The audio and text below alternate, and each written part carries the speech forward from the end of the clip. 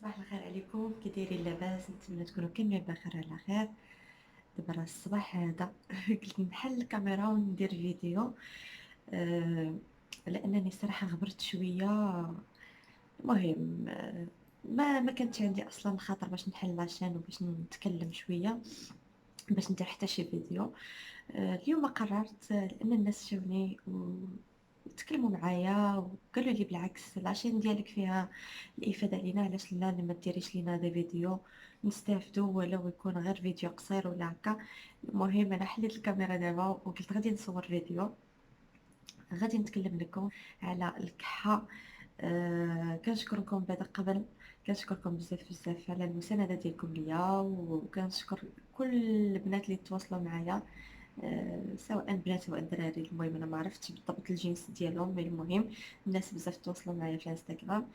كنشكركم بزاف بزاف وكنقول لكم مرحبا بكم والف مرحبا في العشان ديالي. اليوم غادي نتكلم لكم على الكحه. الكحه غنقول لكم الاسباب ديالها، علاش كتجينا اصلا. الاسباب اللي غنعطيكم غير بعض الاسباب، لان كل واحد كتعدد الاسباب، وغادي نعطيكم طريقه العلاج ديالها بطرق اللي هي بسيطه جدا وعندنا غير في الدار ديالنا.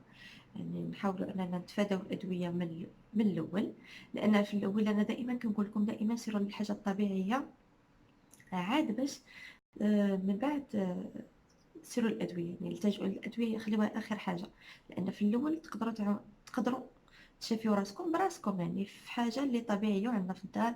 الناس ديال زمان راه داكشي اللي كانوا كيديروا، كانوا كيديروا غير بالطبيعي، يعني غير وكانوا كيعرفوا الدوزاج، لان الدواء الطبيعي او الدواء ديال الاعشاب خصك تعرفي غير الدوزاج. هو راه مزيان وكيعطي ليفيكاسيتي، ولكن المشكل اللي كيوقع هو ما كنعرفوش الدوزاج وكنبقاو غير كنحفنوا وكنديروا. كاين اللي كتجيه تسممات لانني ما كنعرفوش الدوزاج بالضبط، لانه كيكون مقادير اللي كتكون مضبوطه، خص تكون مقادير مضبوطه اللي نمشيو عليها. المهم بلا ما نبقى نطول عليكم في الهضره، ندخلوا في صميم الموضوع.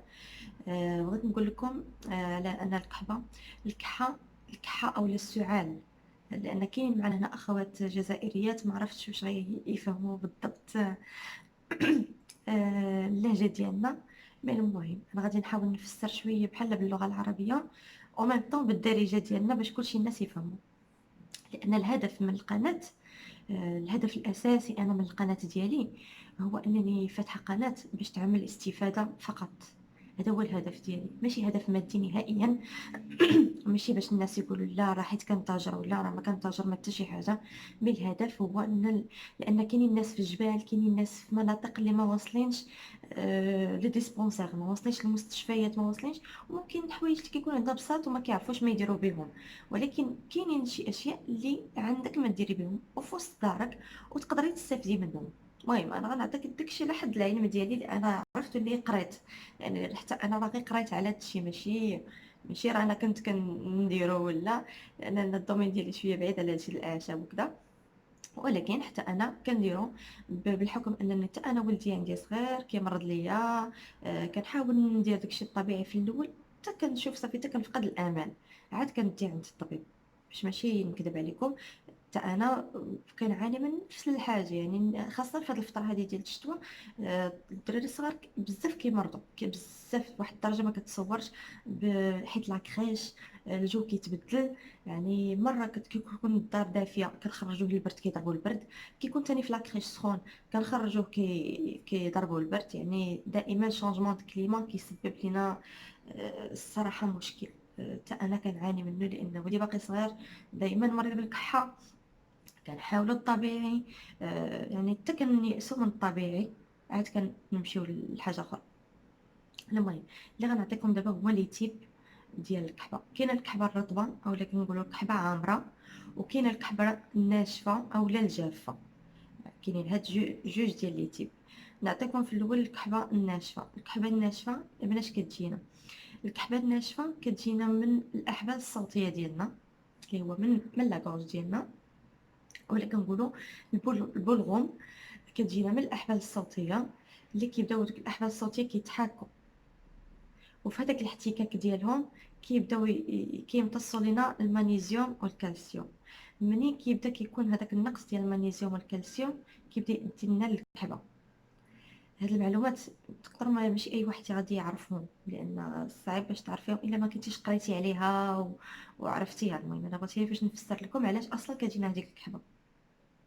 كتجينا ملي كتوك الاحبال الصوتيه ديالنا كيبداو كيتحركوا بزاف، كيبداو كيابسوربيو هذاك المغنيسيوم والكالسيوم في الكور ديالنا. ملي كيبداو يابسوربيوه كيولي بحال عندنا نقص في المغنيسيوم ونقص في الكالسيوم. حنا كناخذ واحد الفكره غلطه على ملي كتكون الكحبه ما خصناش ناخذ لي برودوي ليتي.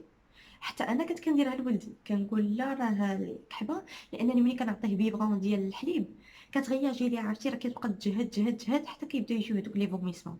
هي راه بالعكس، هي راه مزيان انه ياخذ لي برودوي ليتي، يعني الحليب، الجبن، فرماج، اي حاجه، الزبده، اللبن، اي حاجه تكون غنيه بالحليب، غنيه بالكالسيوم، فهي راه كتعاون بزاف ان هذيك الكحبه باش كتنقص. حنا كنقولوا لا الكحبه ملي كيكون الحليب كتجهدها، ولا هي الصراحه راه معلومه غلطه، لانني انا قريت عليها بزاف ولقيت نفس الريزولتا، يعني نفس الدكاتره اللي كيتكلموا على هذا الشيء، نفس اللي كيقولها الدكتور كيقولوا الدكتور الاخر، كيقول الدكتور التالي كيقول لك ان الحليب ماشي هو اللي كيغياجي، لا، ولكن نقدر نقولوا ان الطريقه كيف كيشرب الحليب، يعني ما خصوش يشرب البيبي مثلا، بيبي ما خصوش يشرب الحليب وهو ناعس، دائما الحليب يشربه وهو جالس. حاولوا تفادوا دائما ان البيبي يكون ناعس وانتم كترضعوه، لانه في عوض ما يمشي له ليستوما، المعده، كيمشي له للجعاب ديال التنفس، يعني كيمشي كيخنق له التنفس وكيولي كيضطر انه كيتخنق، كيبدا كيتقيا حاجكم او لا كيبدا كيدير لي فوميسمون.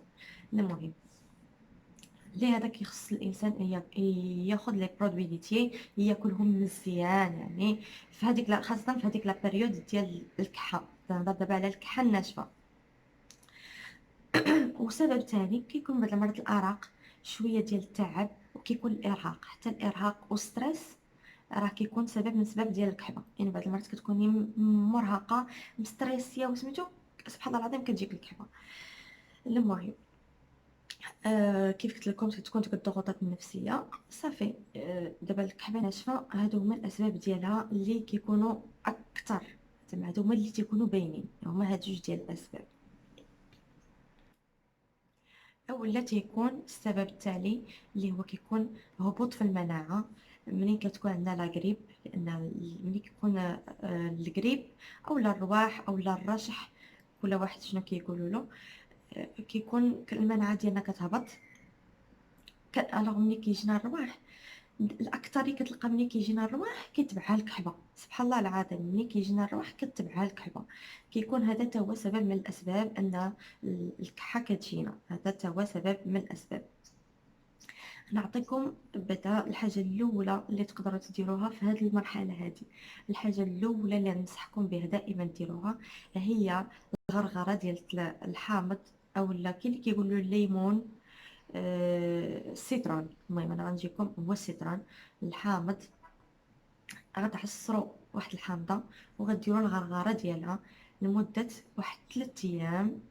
عاد من بعد غنعطيكم واحد الوصفه اللي هي ساهله بزاف وعندنا في اي بيت حتى هي تقدري تعمليها، لان هذيك الغرغره ديال هذاك الليمون الحامض فهي راه كتعقم لينا هنا، كتعقم لينا الحلقه ديالنا، وكتعاون ان هذيك الكحبه او هذيك لي بكتيريا اللي كيكونوا عندنا انها كتقتلهم، ما كتخليهمش يبقاو يتعايشوا. كان بحال مثلا طفل صغير غادي نديرو واحد لا سورانغ ونعمروها بالحامض، لانه هو ما غاديش يبغي يغرغر لينا، وغادي نبقاو نديرو ديك السورانغ هكذا، نبقاو نديوها ونجيبوها نديوها ونجيبوها على هكا هو حال فمو، وحنايا كنديوها على جهه الحلاقم. هاد العلاج ديال الحامض حتى الا كانوا الحلاقم فهو لا داومتو لمده 3 ايام راه كتلقاو لي فيكاسيتي 100%. ندوزو دابا لواحد انا غنوريه لكم، نشوف واش كيبان في الكاميرا. راه كيبان، ها هو هذا انا نقرب لكم شويه الكاميرا باش يبان لكم. هذا راه النافع معروف، حنا كنقولوا النافع اولا بذور الشبت اللغة العربية كيقولوا بذور الشبت، حنا كنقولوا في المغرب النافع. آه، النافع لان كاين نافع وكاين حبة حلاوة وكاينين بزاف، مي هذا النافع اولا كنقولوا بذور الشبت. هذا كناخذ معلقة كبيرة. انا دابا كنعطيكم الوصفة اللي درت اللي نفعت لي.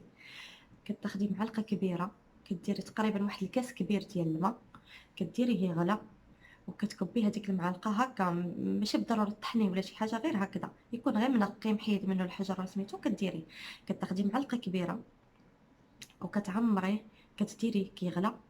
من بعد ما كيغلى كتخليه حتى كيدفى، كيغلى غير مده دقيقه، لان الاعشاب ملي كتغلى اكثر راه ما كيبقاش فيها، كتولي توكسيك. كتديريها لمده دقيقه فقط، كتحطيها حتى كتدفى، وفي الليل كتشربيها قبل ما تنعسي.